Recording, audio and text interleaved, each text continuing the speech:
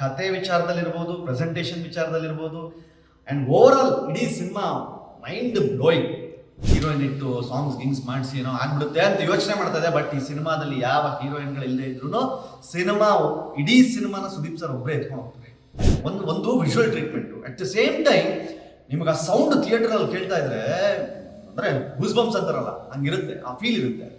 Social media ಕ್ರಿಮಿಗಳು cinema ಬಗ್ಗೆ negative review ಮಾಡೋದು ಆ್ಯಂಡ್ ಸಿನಿಮಾ ವಿಚಾರವಾಗಿ ಇಲ್ಲ ಸಲದ ಬೇರೆ ಖಾಲಿ ಥಿಯೇಟರ್ಗಳ ಫೋಟೋ ತೆಗೆದುಬಿಟ್ಟು ಪೋಸ್ಟ್ ಮಾಡೋದು, ಇದನ್ನೆಲ್ಲ ಮಾಡ್ತಾ ಇದ್ದೀರಾ. ಇಂಥ ಥರ್ಡ್ ಕ್ಲಾಸ್ ಬುದ್ಧಿಯನ್ನು, ಹಲ್ಕ ಕೆಲಸವನ್ನು ಬಿಡಿ. ಹಾಯ್ ನಮಸ್ಕಾರ, ಸ್ಪೀಡ್ ಪ್ಲಸ್ ಕರ್ನಾಟಕದ ವಿಶೇಷ ಕಾರ್ಯಕ್ರಮಕ್ಕೆ ಸ್ವಾಗತ. ನಾನು ನಿಮ್ಮ ಕೀರ್ತಿ.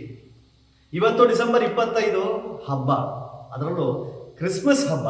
ಆದರೆ ಕ್ರಿಸ್ಮಸ್ ಹಬ್ಬದಷ್ಟೇ ಜೋರಾಗಿ ಮತ್ತೆ ಒಂದಿಷ್ಟು ಜನ ಹಬ್ಬ ಮಾಡ್ತಿದ್ದಾರೆ, ಅದು ಕಿಚ್ಚ ಸುದೀಪ್ ಅವರ ಫ್ಯಾನ್ಸ್. ಇವತ್ತು ಮ್ಯಾಕ್ಸ್ ಸಿನಿಮಾ ರಿಲೀಸ್ ಆಗಿದೆ. ಥಿಯೇಟರ್ಗಳಲ್ಲಿ ಜನರ ಅಬ್ಬರ, ಅಭಿಮಾನಿಗಳ ಹರ್ಷೋದ್ಗಾರ ಬಾ ಬಾ ಬಾ ಬಾ ಬಾ ಬಾ ಬೆಳಗ್ಗೆಯಿಂದನೇ ಜಮಾಯಿಸ್ಬಿಟ್ಟಿದ್ದಾರೆ. ಆಲ್ರೆಡಿ ನಾನು ನೋಡ್ತಾ ಬುಕ್ ಮೈ ಶೋನಲ್ಲಿ ಫುಲ್ ಡೇ ಆಲ್ಮೋಸ್ಟ್ ಆಲ್ ಎಲ್ಲ ಥಿಯೇಟರ್ಗಳಲ್ಲಿ ಜಾಮ್ ಪ್ಯಾಕ್ ಫೀಲ್ ಆಗ್ತಾ ಇದೆ. ಆ್ಯಂಡ್ ನಾನು ಸಿನಿಮಾ ನೋಡೋಕೆ ಹೋದಾಗ ನನಗೆ ಅಂದರೆ ಮಲ್ಟಿಪ್ಲೆಕ್ಸಲ್ಲಿ ನೋಡೋದ್ರಿಂದ ಅಲ್ಲೂ ಸಹಿತ ಜನ ಅಂದರೆ ಅವ್ರ ಫ್ಯಾನ್ಸು ಬಂದರೆ, ಸುದೀಪ್ ಅವ್ರು ಬಂದರೆ ಅದನ್ನು ಅಬ್ಬರಿಸ್ತಿದ್ದ ರೀತಿ ನಮಗೆ ಅನಿಸಿದೆ ಅಡ್ಡಿ ವಿಜುವಲ್ಗಳು ಹಂಗಿದೆ ಅಂತ.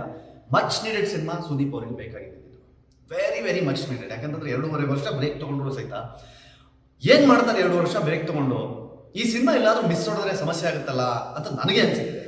ಆ್ಯಸ್ ಅ ಕಿಚ್ಚ ಸುದೀಪ್ ಅವ್ರ ಫ್ಯಾನು, ಅಯ್ಯೋ ಈ ಸಿನಿಮಾ ಚೆನ್ನಾಗಾಗಬೇಕು ಅಂತ. ಬಟ್ ಕತೆ ವಿಚಾರದಲ್ಲಿರ್ಬೋದು, ಪ್ರೆಸೆಂಟೇಷನ್ ವಿಚಾರದಲ್ಲಿರ್ಬೋದು, ಆ್ಯಂಡ್ ಓವರ್ ಆಲ್ ಇಡೀ ಸಿನಿಮಾ ಮೈಂಡ್ ಬ್ಲೋಯಿಂಗ್. ಯೋ ಸುದೀಪ್ ಅವರ performance and look and feel ನೋಡಿದ್ರೆ ನೀವು ಹಿಂದೆ ಯಾವ ಸಿನಿಮಾದಲ್ಲೂ ನೋಡೋದಕ್ಕೆ ಚಾನ್ಸ್ ಇಲ್ಲ. ನೀವು ಅಂದರೆ ಕ್ವಾಲಿಟಿ ಕಾಣುತ್ತೆ. ಆ್ಯಂಡ್ ಒಬ್ಬ ತಮಿಳ್ ಡೈರೆಕ್ಟರ್ ಬಂದು ಇಲ್ಲಿ ಸಿನಿಮಾ ಮಾಡ್ತಾರೆ ಅಂತ ನಮ್ಗೆ ಅನ್ಸುತ್ತೆ ಇಲ್ಲಿನ ಎಸೆನ್ಸ್ ಇಷ್ಟ ಆಗುತ್ತಾ, ಅಥವಾ ಇಲ್ಲಿನ ಎಸೆನ್ಸ್ಗೆ ಅವ್ರು ಕನೆಕ್ಟ್ ಆಗ್ತಾರಾ, ನೇಟಿವಿಟಿ ಕನೆಕ್ಟ್ ಆಗ್ತಾರಾ ಅಂತ. But Vijay Karthikeyan made his job. ಅಂದರೆ ನೀವು ಕೈದಿ ಅಂತ ಒಂದು ತಮಿಳಲ್ಲಿ ಸಿನಿಮಾ ನೋಡಿರ್ತೀರಿ, ಆ ಸಿನಿಮಾದ ಎಸೆನ್ಸ್ ಕಾಣುತ್ತೆ. ಅಂದರೆ ನಾನು ಹೇಳ್ತಾ ಇರೋದು ಎಸೆನ್ಸ್ ಅದರದ್ದಿದೆ. ಅಂದರೆ ಒನ್ ನೈಟ್ ಸ್ಟೋರಿ ಇದೆಯಲ್ಲ, ಒಂದು ಪೊಲೀಸ್ ಸ್ಟೇಷನ್ದು, ಅದೇ ತರಹದ ಕಥೆಯನ್ನು ಇಟ್ಕೊಂಡು ಅದ್ಭುತವಾಗಿ ಪರ್ಫಾರ್ಮ್ ಮಾಡಿದ್ದಾರೆ. ಅಂದರೆ ಸುದೀಪ್ ಸರ್ ಎಂಟ್ರಿಯಿಂದಾನೇ ನಿಮಗೆ ಆ ಸಿನಿಮಾದ ಒಂದು ಎಲಿವೇಶನ್ ಕಾಣ್ತಾ ಹೋಗುತ್ತೆ. ಆ್ಯಂಡ್ ಅವ್ರ ಸುತ್ತ ಪಾತ್ರಗಳು, ಈಗ ವರಲಕ್ಷ್ಮಿ ಅವ್ರ ಪಾತ್ರ ಇರ್ಬೋದು, ಸುಕೃತ ವಾಗ್ಲೆ ಇರ್ಬೋದು, ಸಂಯುಕ್ತ ಅವ್ರನ್ನ ಇರ್ಬೋದು, ನಮ್ಮ ಉಗ್ರಂ ಮಂಜಣ್ಣ ಇರ್ಬೋದು, ಎಲ್ಲ ಪಾತ್ರಗಳು ಎಷ್ಟು ನೀಟಾಗಿ ಸುದೀಪ್ ಅವ್ರನ್ನ ಸಪೋರ್ಟ್ ಮಾಡಿಕೊಂಡು ಸುದೀಪ್ ಸುತ್ತಾನೆ ಆಟ ಆಡಿಕೊಂಡು, ವರಲಕ್ಷ್ಮಿ ಕ್ಯಾರೆಕ್ಟರ್ ವಿಲನ್ ಆದರೂ ಸಹಿತ ಅದೇ ಸ್ಟೇಷನ್ ಇದ್ರೂ ಸಹಿತ ಆ ಫ್ರೇಮಿಂಗ್ ಇದೆಯಲ್ಲ ಅದ್ಭುತವಾಗಿ ಕಟ್ಕೊಂಡು ಬರ್ತಾರೆ. ಆ್ಯಂಡ್ ನಾನು ಯಾವಾಗಲೂ ಅನ್ಕೋತಾ ಇದ್ದೆ, ಈ ಸಿನಿಮಾಲು ಹೀರೋಯಿನ್ ಇಟ್ಟು ಸಾಂಗ್ಸ್ ಮಾಡಿಸಿ ಏನೋ ಆಗ್ಬಿಡುತ್ತೆ ಅಂತ ಯೋಚನೆ ಮಾಡ್ತಾ ಇದೆ. ಬಟ್ ಈ ಸಿನಿಮಾದಲ್ಲಿ ಯಾವ ಹೀರೋಯಿನ್ಗಳು ಇಲ್ಲದೆ ಇದ್ರು ಇಡೀ ಸಿನಿಮಾನ ಸುದೀಪ್ ಸರ್ ಒಬ್ಬರೇ ಎತ್ಕೊಂಡು ಹೋಗ್ತಾರೆ.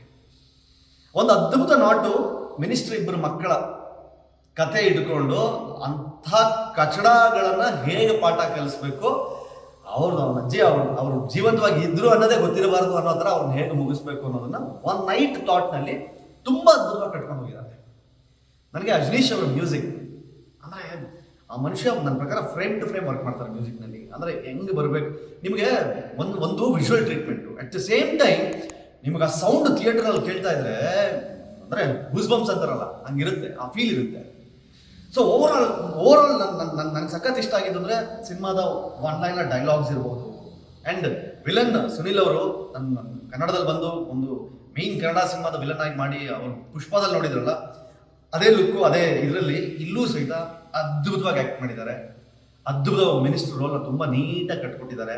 ಸೊ ಓವರ್ ಆಲ್ ಸಿನಿಮಾ ನಿಮಗೆ ಆರಂಭದಿಂದ ಅಂತ್ಯದವರೆಗೂ ಸಖತ್ ಖುಷಿ ಕೊಡುತ್ತೆ.